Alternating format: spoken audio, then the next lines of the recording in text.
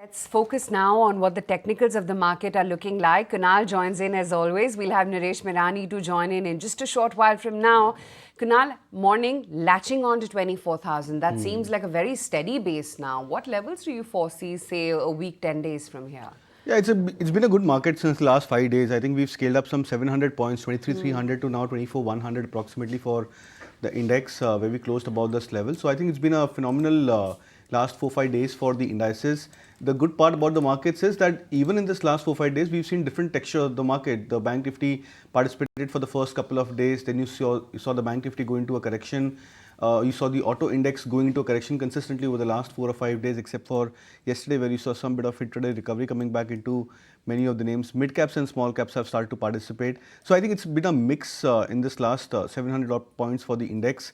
We've scaled past over the 24,000 mark, so that creates a new benchmark for the index in terms of support, because typically when we see a round figure or a break of a psychological barrier, there is generally a change of option stance from traders, and from being call writers at 24,000 mark, we typically see a reversal, and 24,000 becomes a more of a put writing hub. So the more we scale higher from 24,000 mark, the more could be the addition on that 24,000 strike on the puts, and I think that could probably lend more support for the index going forward. All right.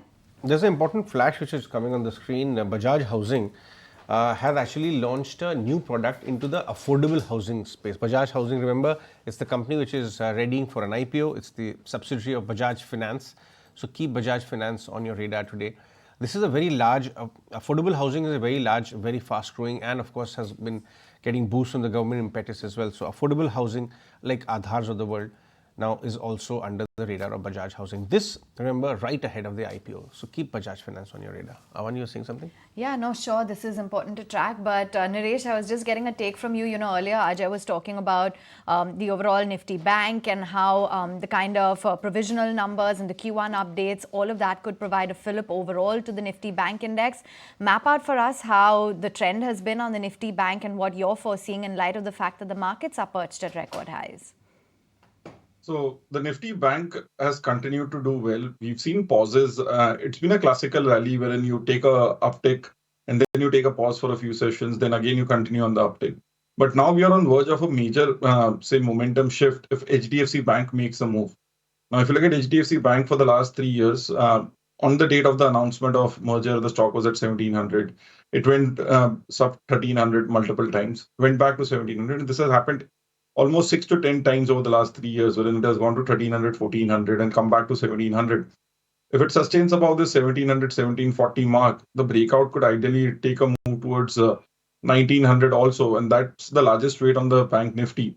So it can be a 10% uptick going forward, and it could happen with a gap up also. So if that happens, it changes the structure of the Bank Nifty itself.